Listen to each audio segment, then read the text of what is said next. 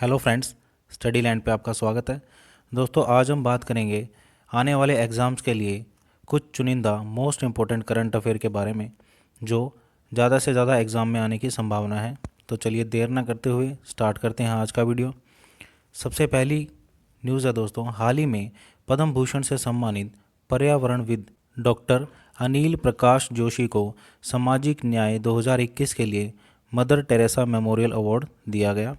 यानी इन्हें इसी वर्ष पद्म भूषण से भी नवाजा गया और साथ ही साथ इन्हें पर्यावरण में काम करने के लिए मदर टेरेसा मेमोरियल अवार्ड से भी नवाजा गया। तो याद रखिएगा, 2021 का मदर टेरेसा मेमोरियल अवार्ड किसे दिया गया? डॉक्टर अनिल प्रकाश जोशी को। जानते हैं कौन है डॉक्टर अनिल प्रकाश जोशी? यह दोस्तों पर्यावरण के लिए काम करते हैं और इनका संबंध उत्तराखंड से है। इन्होंने देहरादून में Himalayan environmental studies and conservation organisation की भी स्थापना की थी। दोस्तों मदर टेरेसा पुरस्कार शांति, समानता, सामाजिक न्याय को बढ़ावा देने और न्याय शांतिपूर्ण सह अस्तित्व के कारण प्रोत्साहित करने के उद्देश्य से दिया जाता है। इसका आधिकारिक नाम सामाजिक न्याय के लिए मदर टेरेसा मेमोरियल पुरस्कार है। दोस्तों मदर टेरेसा पुरस्कार 2004 से सालाना या 2 बार दिए जाते रहे हैं। यह हारमनी फाउंडेशन की एक पहल है जिसे मुंबई में डॉक्टर इब्राहिम मथाई द्वारा बनाया गया था। जानते हैं कौन है मदर टेरेसा? आप सभी ने इनके बारे में बहुत बार पढ़ा होगा। मदर टेरेसा का जन्म 26 अगस्त 1910 में मैसेडोनिया में हुआ था। इनका वास्तविक नाम अग्नेस गोंजा बोयाजीजू था। दोस्तों मदर टेरेसा एक रोमन कैथोलिक नन थी। इन्हें कोलकाता में मिनिस्ट्रीज ऑफ चैरिटी की स्थापना की और अपनी स्वेच्छता से इन्होंने भारतीय नागरिकता हासिल की थी। दोस्तों इन्होंने अपने पूरे जीवन में गरीबों के लिए, बीमारों के लिए, अनाथों के लिए काम किया है दोस्तों। और साथ ही इन्होंने मिशनरीज ऑफ चैरिटी का भी प्रसार किया। इन्हें भारत का सर्वोच्च नागरिक सम्मान भारत रत्न भी प्राप्त हुआ 1980 में और इन्हें नोबल पीस प्राइज़ यानी कि शांति के लिए नोबल पुरस्कार भी मिला 1979 में। इनकी मृत्यु दोस्तों 5 सितंबर 1997 में हुई थी। चलिए आगे बढ़ते हैं। नेक्स्ट है दोस्तों, रामनगरी अयोध्या में रामायणी यूनिवर्सिटी की भी स्थापना की जाएगी। यानी 21 एकड़ में यह यूनिवर्सिटी बनाई जाएगी। तो रामायणी यूनिवर्सिटी याद रखना आपने, कहाँ बनेगी? अयोध्या में। नेक्स्ट है दोस्तों, हाल ही में केंद्र सरकार ने 1 अप्रैल 2022 के लिए 100% साक्षरता के लिए नव भारत साक्षरता अभियान की शुरुआत करने की घोषणा की है। नव भारत साक्षरता अभियान। नेक्स्ट है दोस्तों, हाल ही में भारतीय सेना ने हाल ही में अपना आधुनिक मैसेजिंग एप्लीकेशन लॉन्च किया है जिसका नाम है ASIGMA, यानी इसकी फुल फॉर्म है army secure indigenous messaging application. यानी यह एक स्वदेशी मैसेजिंग एप्लीकेशन है जो भारतीय सेना द्वारा बनाई गई है। दोस्तों चलिए आगे बढ़ते हैं। नेक्स्ट है, चर्चा में रहा सिल्वर लाइन प्रोजेक्ट। इसका संबंध किससे है दोस्तों? तो आपने याद रखना है, सिल्वर लाइन प्रोजेक्ट केरल में एक छोर से दूसरे छोर तक जाने वाली रेल कॉरिडोर है। इसका संबंध किससे है दोस्तों? केरला से है। दोस्तों इस पर हाल ही में बहुत विवाद चल रहा है, इसीलिए ये चर्चा में आपने याद रखना है। सिल्वर लाइन प्रोजेक्ट का संबंध किस राज्य से है? तो केरल राज्य से है। दोस्तों बात करते हैं केरल के बारे में।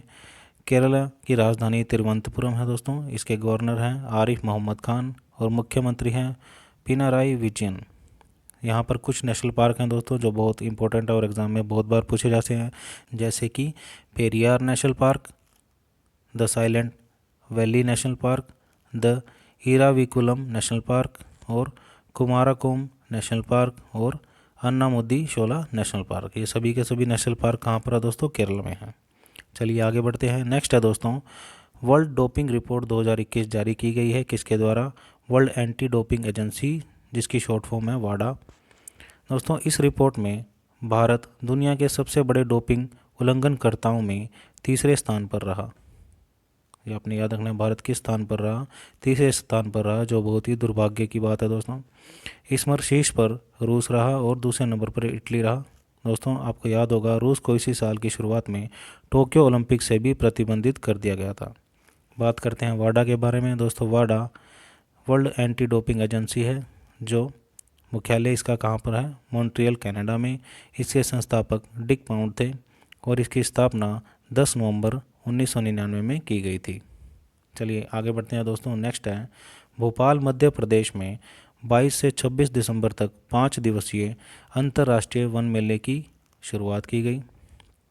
नेक्स्ट है दोस्तों दिव्या हेगड़े ने हाल ही में UN women's award for leadership commitment award 2021 जीता। आपने याद रखना है कि award for leadership commitment 2021 UN का किसने जीता है? दिव्या हेगड़े ने जीता है।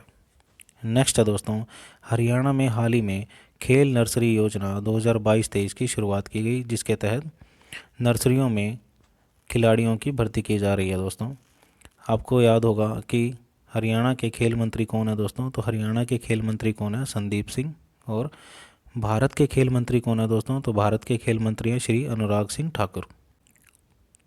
नेक्स्ट है दोस्तों प्रधानमंत्री मोदी जी ने 27 दिसंबर को हिमाचल प्रदेश का दौरा किया और उन्होंने वहां पर जल विद्युत परियोजनाओं का उद्घाटन किया और उसकी आधारशिला रखी, जिनमें से एक है रेणुका जी बांध परियोजना, जिसकी हाल ही में प्रधानमंत्री मोदी जी द्वारा आधारशिला रखी गई। दोस्तों नेक्स्ट है दोस्तों अनाहत सिंह ने हाल ही में junior US open squash tournament जीता। बहुत ही गर्व की बात है। तो junior US open squash tournament किसने जीता दोस्तों? अनाहत सिंह ने। यहाँ पर इनकी तस्वीर दिखाई गई है दोस्तों आगे बढ़ते हैं। नेक्स्ट है अबू धाबी में बन रहा है अयोध्या जैसा भविष्य राम मंदिर, यानी कि दोस्तों अब अबू धाबी में भी अयोध्या के जैसा एक राम मंदिर बनाया जाएगा, जिसके लिए नींव रखने के लिए ईंट जो है अयोध्या से ले जाई गई। दोस्तों नेक्स्ट है दोस्तों हाल ही में गृह मंत्री अमित शाह ने 2021 का सुशासन इंडेक्स 2021 जारी किया, यानी कि गुड गवर्नेंस इंडेक्स 2021 जारी किया दोस्तों, जिसमें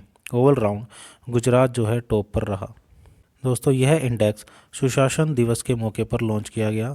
आपको याद होगा 25 दिसंबर को हम सुशासन दिवस मनाते हैं, क्योंकि इस दिन हमारे पूर्व प्रधानमंत्री अटल बिहारी वाजपेयी जी की जयंती है। दोस्तों तो सुशासन दिवस आपसे पूछ ले तो कब मनाया जाता है? 25 दिसंबर को। और इसी बार सुशासन सूचकांक 2021 जारी किया गया। अब बात करते हैं इस सूचकांक के बारे में। दोस्तों इसमें 10 क्षेत्र हैं, यानी कि 10 अलग अलग क्षेत्रों में यह देखकर किसी राज्य को दिया जाता है, जैसे कि वाणिज्य, उद्योग, कृषि एवं संबंधित क्षेत्र, मानव संसाधन विकास, लोक स्वास्थ्य, सामाजिक कल्याण, पर्यावरण और नागरिक केंद्रीय सेवा संघ शासन। दोस्तों आपने याद रखना है कि हरियाणा भी शीर्ष स्थान हासिल किया है, लेकिन किस कैटेगरी में? नागरिक केंद्रीय सेवा संघ शासन। तो इसी कैटेगरी में ग्रुप ए में हरियाणा ने शीर्ष स्थान हासिल किया है दोस्तों।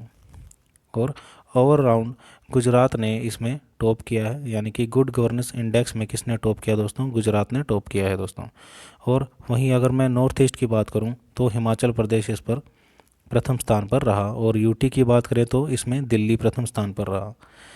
एक चीज़ और आपने याद रखनी है दोस्तों, इसी के साथ प्रशासन गांव की ओर थीम पर प्रशासन सप्ताह का आयोजन भी किया गया। तो थीम क्या थी दोस्तों? प्रशासन गांव की ओर। तो ये थे दोस्तों स्टडी लैंड की तरफ से मोस्ट इम्पोर्टेंट करंट अफेयर, जो आने वाले सभी एग्ज़ाम में आपकी हेल्प करेंगे। तब तक के लिए दोस्तों हमें विदा दीजिए। इसी के साथ पढ़ते रहें और आगे बढ़ते रहें। Thank you so much.